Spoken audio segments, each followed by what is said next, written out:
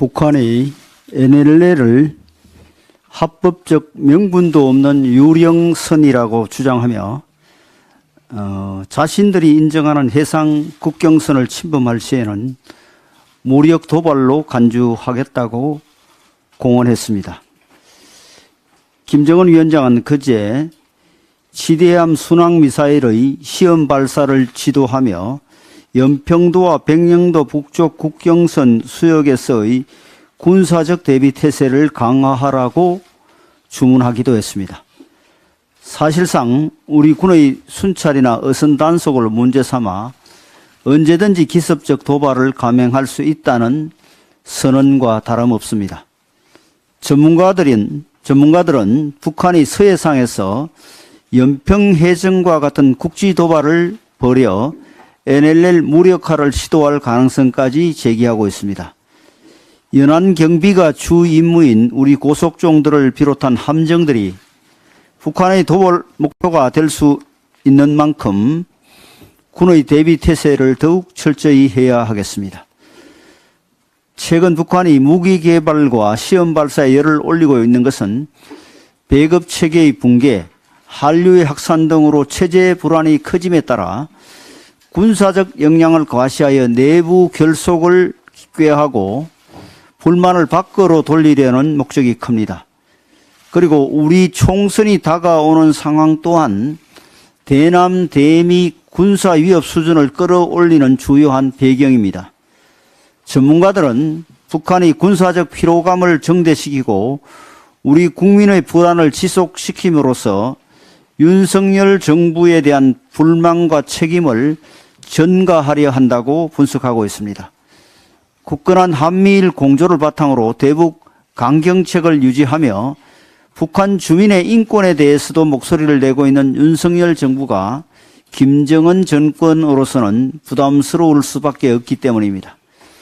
실상 북한이 무력 도발로 의도하는 바는 총선을 앞두고 여당에 불리한 여론을 조성하는 것으로 민주당이 띄우고 있는 북풍 음모론과는 정반대라는 말입니다.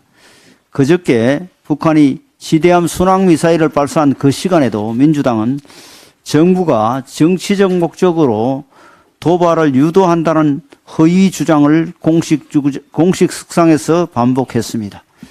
그릇된 주장으로 국민을 분열시키고 북한의 안보 위협에 대응하고 있는 정부를 음해하는 민주당의 모습이 최근의 북한 모습과 궤를 같이 하고 있다는 점에서 매우 우려하지 않을 수 없습니다. 이러한 민주당에 과연 국가 안보와 국민의 생명을 맡길 수 있는지 국민들께서 현명하게 판단하시리라고 믿습니다. 북한의 안보 위협이 지속되고 있는 가운데 우리나라와 쿠바의 수교 사실이 전격 발표되며 글로벌 중추국가를 지향하는 윤석열 정부의 외교력이 또 한 번 빛을 발하고 있습니다. 쿠바는 사회주의 국가 중 그리고 중남미 국가 중 우리와 수교를 맺지 않은 유일한 국가였습니다. 북한과는 참호를 공유한다고 할 만큼 형제국 관계를 맺어왔고 1986년 북한을 방문한 카스트로는 하나의 조선만 있을 뿐이라고 말하기도 했습니다. 북한이 수십 년 동안 수교를 방해해온 만큼 이번 수교를 두고 1990년대 북방 외교 이후 최대 외교 성과라는 평가가 나오고 있습니다. 거의 마지막 남은 이른바 적성극과 수교함으로써 우리나라의 외교적 위상은 또 하나의 큰 도약을 이루었고 세계 전역에서 태극기가 휘날리게 되었습니다. 글로벌 중추국가의 한 걸음 다가선 것입니다. 또한 쿠바는 경제적으로는 빈곤하지만 매력적인 역사와 문화, 자연을 가진 나라로서 국제사회에서는 경제적 실력 이상의 중요한 나라로 인식되고 있습니다. 앞으로 양국 간의 교류 협력과 우리 기업의 쿠바 진출이 더욱 기대되는 이유입니다. 향후 남북 관계에도 상당한 영향이 있을 것으로 생각합니다. 핵, 미사일 개발과 관련된 북한에 주는 교훈이 적지 않을 것이며 특히 북한의 신냉전 외교 전략에 지장을 가져옴으로써 국제사회에서 북한을 압박하는 효과가 클 것입니다. 우리나라가 우크라이나 재건 지원 협의체인 우크라이나 공여자 공조 플랫폼 MDCP에 신규 회원국으로 가입했다는 반가운 소식도 있었습니다. 인도 태평양 국가 가운데 MDCP에 참여하는 국가는 G7 회원국인 일본을 제외하면 우리나라가 유일하다고 합니다. MDCP의 가입으로 인해 1200조 원 규모로 추정되는 우크라이나 재건 사업에 대한 우리 기업들의 참여 기회는 더욱 커질 것으로 보입니다.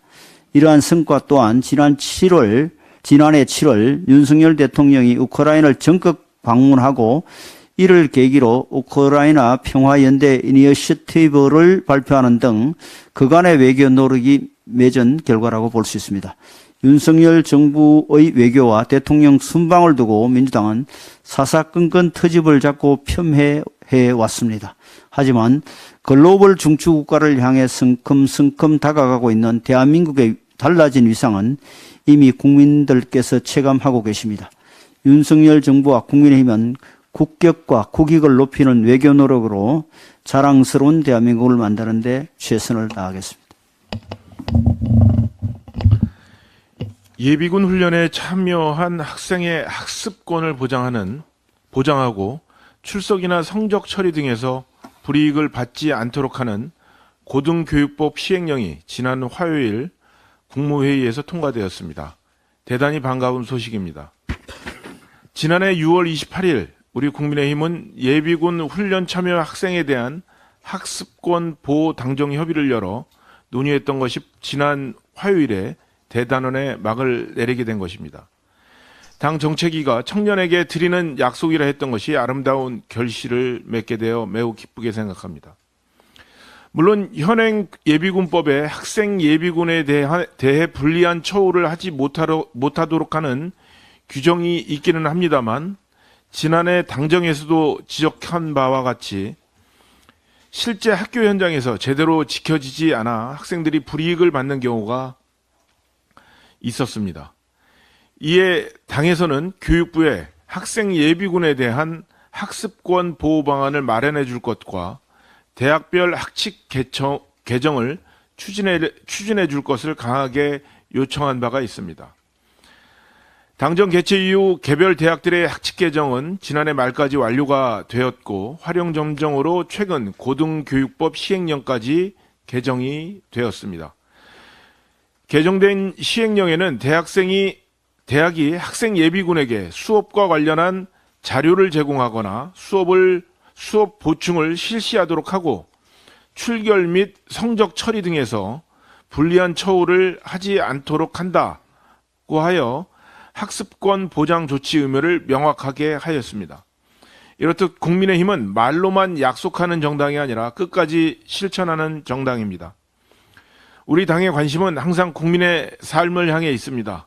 앞으로도 우리 당은 청년들의 목소리를 정책에 담아내고 더 나은 내일을 위한 변화를 이끌어내는 데 최선을 다하겠습니다. 민주당 이재명 대표가 준연동형 비례제의 유지를 결정하고 추인한 지 불과 열흘 만에 제22대 국회가 범죄자들의 도피처로 전락할 수 있다는 우려의 목소리가 나오고 있습니다. 문재인 정부 당시 자녀 입시 비리가 밝혀지면서 청년들에게 박탈감을 안겨주고 정치권의 청탁에 따라 정상적으로 진행되던 감찰을 중단시키며 대한민국의 법치주의를 후퇴시켰던 조국 전 장관이 최근 신당 창당과 총선 출마를 선언했습니다. 또한 전당대회 돈봉투 사건으로 구속된 송영길 전 민주당 대표도 옥중에서 신당 창당을 선언하는 등 국민들의 눈높이와 맞지 않는 행태가 만연하고 있습니다. 조국 전 장관이 창당과 출마를 선언한 이후 과거 조국 수호라는 팻말을 손에 들며 조국 전 장관을 지키는 데 앞장섰던 민주당은 총선 표 계산에 급급해 이제는 조국 신당과 선을 긋는 모양새를 취하는 모순적인 행태를 보이고 있습니다.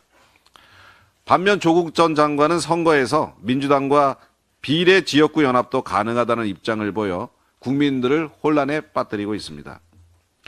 지난 총선 당시 급조된 열린민주당이 결국 민주당과 합당한 전례가 있는 만큼 조국 신당이 국회에 입성하면 과거 사례처럼 다시 연대할 가능성을 배제할 수가 없습니다. 이처럼 범죄 혐의가 밝혀져 구속되었거나 재판을 받고 있는 인물들이 신당을 창당하는 웃지 못할 행태들은 모두 민주당이 유지를 결정한 준연동형 비례대표제 때문에 발생한 것입니다. 지난 선거에서 정치공학적이고 민의를 전혀 반영하지 못하는 준연동형 비례대표제의 폐해로 많은 국민들이 피해를 봤습니다.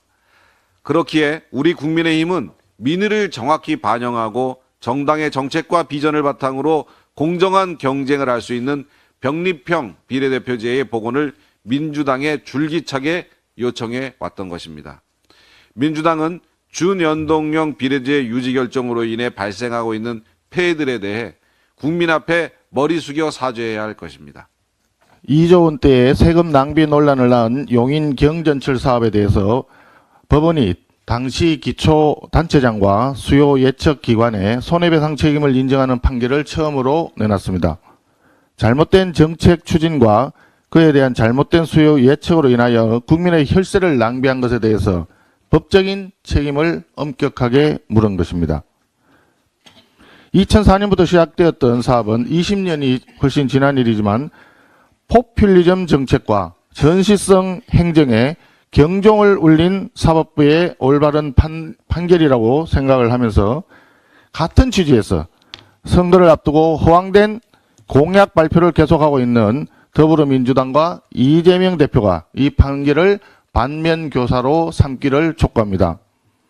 이재명 대표와 더불어민주당은 소상공인 지원 공약으로 5조 원이 추가 소요되는 공약을 발표했고 지방대 재정지원 확대를 주장하면서 1조 원이 넘는 재원이 추가 소요되는 공약도 발표한 바 있습니다.